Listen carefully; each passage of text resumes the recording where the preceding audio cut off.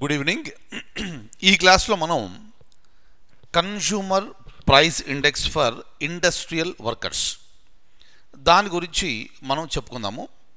చూడండి, మనం Indian economy క్లాసులు మనం మాట్లాడుకున్నప్పుడు అక్కడ మనం హోల్సేల్ ప్రైస్ ఇండెక్స్ అని, అలాగే కన్జ్యూమర్ ప్రైస్ ఇండెక్స్ అని అన్నీ కూడా మనం చాలా డీటెయిల్గా మనం చర్చించుకున్నాం. అయితే ఇప్పుడు అటువంటి విషయాలన్నిటిని కూడా నేను ఆల్రెడీ చెప్పాను క్లాస్లో. ఇవన్నీ మనం ఎప్పటికప్పుడు అప్డేట్ చేసుకుంటూ ఉండాలి. చేసుకుంటే దీని నుంచి మనకు అక్కడ ఎగ్జామినేషన్లో క్వశ్చన్ వస్తుంది. ఫర్ ఎగ్జాంపుల్ చూడండి, మనం క్లాసులు చెప్పుకున్నప్పుడు మనకు బేస్ ఇయర్ అంటే ఏంటో మనం మాట్లాడాం. ప్రతి ఒక్కదానికి బేస్ ఇయర్ ఉంటుంది. ఆ బేస్ ఇయర్ని ఎలా పెడతారో అనేది చూసాం. ఇక్కడ మనం క్లాస్లో చెప్పుకున్నప్పుడు కన్జ్యూమర్ ప్రైస్ ఇండెక్స్లో ఇక్కడ మనకు అగ్రికల్చర్ లేబరర్స్ అని, తర్వాత ఇండస్ట్రియల్ వర్కర్స్, ఇలా రకరకాలుగా ఉంటారు. ఇప్పుడు మనం మాట్లాడకపోయే టాపిక్ అది కేవలం ఈ consumer price index industrial workers సంబంధించింది. సో వారి బేస్ ఇయర్ మనం ఏం చెప్పుకున్నాము, 2001 అని మనం చెప్పుకున్నాం. అయితే ఈరోజు గవర్నమెంట్ ఏం చేసింది అంటే ఆ 2001ని రివైజ్ చేసి ఆ బేస్ ఇయర్ని 2016కు మార్చడం జరిగింది. ఇది ఎగ్జామినేషన్లో అడుగుతారు. ఇటువంటి పాయింట్స్ మనకి ఎగ్జామినేషన్లో ఇంపార్టెంట్. సో రేపు పొద్దున మనకు ఈ కన్జ్యూమర్ ప్రైస్ ఇండెక్స్, ఈ ఇండస్ట్రియల్ వర్కర్కి సంబంధించిన బేస్ ఇయర్ ఏది అన్నప్పుడు ఒకవేళ 2001 కనుక పెడితే అక్కడ ఆన్సర్ తప్పవుతుంది. సో రివైజ్ చేసింది ఎంత, లేటెస్ట్ ఎంత, అది ఇంపార్టెంట్ ఫర్ ద ఎగ్జామినేషన్. అందుకే మనం అక్కడ క్లాసులు చెప్పుకుంటాము, ఈ కరెంట్ అఫైర్స్ చెప్పుకుంటాము. దీనివల్ల మనం అప్డేట్స్ కూడా మనకి ఎప్పటికప్పుడు వస్తుంటాయి. క్లియర్? సో అయితే ఈ పాయింట్స్ జ్ఞాపకం పెట్టుకోండి. కన్జ్యూమర్ ప్రైస్ ఇండెక్స్ అంటే ఏంటో మీకు బాగా తెలుసు. ఒకసారి ఆ పాయింట్స్ని రికలెక్ట్ చేసుకోండి. అయితే ఇది కాకుండా ఇంకో విషయం ఏంటంటే మనం ఈ తరచుగా మాట్లాడుకునే ఒక వ్యవస్థ ఏంటంటే సెంట్రల్ బ్యూరో ఆఫ్ ఇన్వెస్టిగేషన్. చూడండి, ఆ పేరే మనకు తెలుస్తుంది. ఈ సెంట్రల్ బ్యూరో ఆఫ్ ఇన్వెస్టిగేషన్ అనేది కేంద్ర ప్రభుత్వం ఆధీనంలో పనిచేస్తుంది. అందుకని పేరు అక్కడ ఎక్కడ ఏ నేరం జరిగినా కూడా సిబిఐ ద్వారా విచారణకు ఆదేశించండి అని ఈ ప్రతిపక్షాలు చెబుతూ ఉంటాయి. అక్కడ మనకు ఈ తెలంగాణలో వింటుంటాము, ఆంధ్రప్రదేశ్లో వింటుంటాము, మహారాష్ట్రలో వింటున్నాం మనము. ప్రతి చోట కూడా ఇది జరుగుతుంది.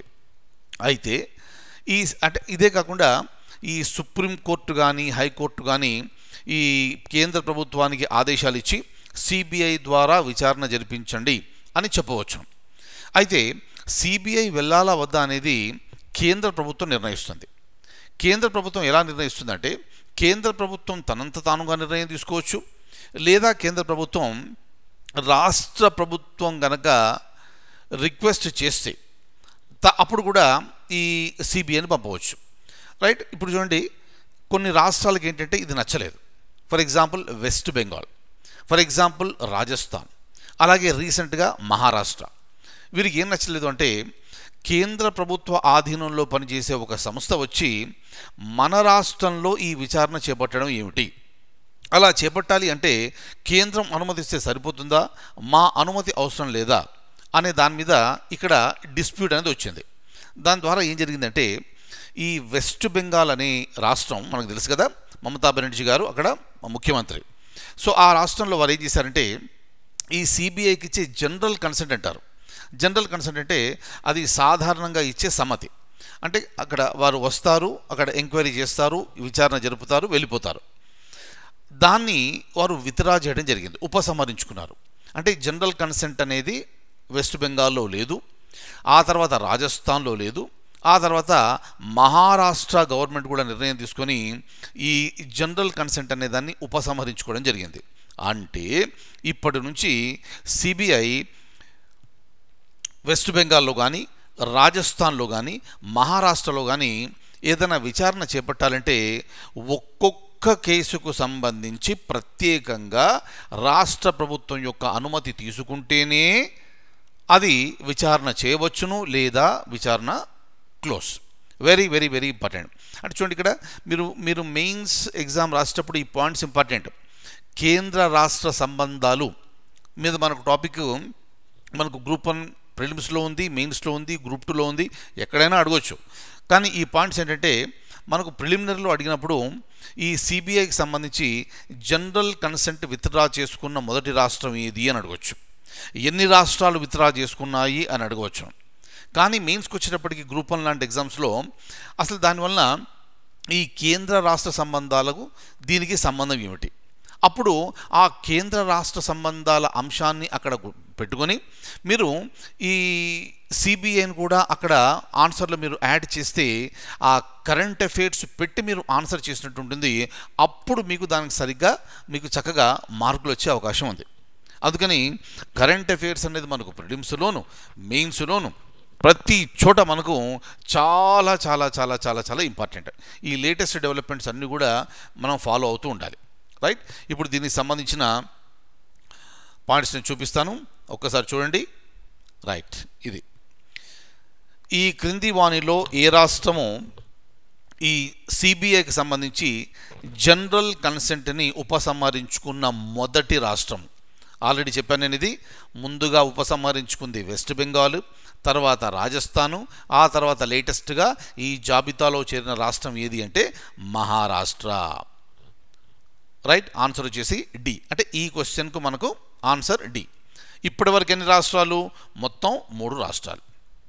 రైట్, సో అంటే ఇప్పటి నుంచి సిబిఐ కనుక ఈ విచారణ చేపట్టాలి అంటే ఒక్కొక్క కేసుకు సంబంధించి రాష్ట్ర ప్రభుత్వం యొక్క అనుమతి తీసుకోవడం ఖచ్చితంగా తీసుకోవాల్సి ఉంటుంది.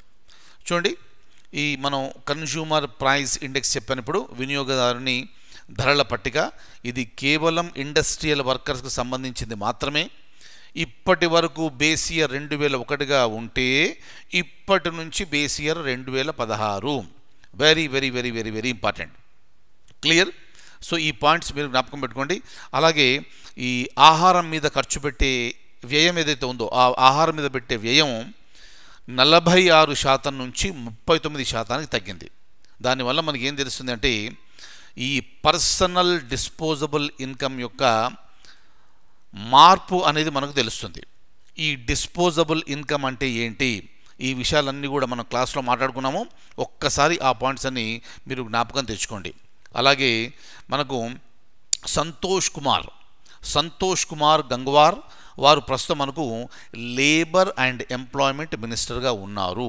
వారే ఈరోజు ఈ consumer price index for industrial వర్కర్స్కి సంబంధించి బేస్ ఇయర్ని రివైజ్ చేశామని వారు ప్రకటించడం జరిగింది. Very very important.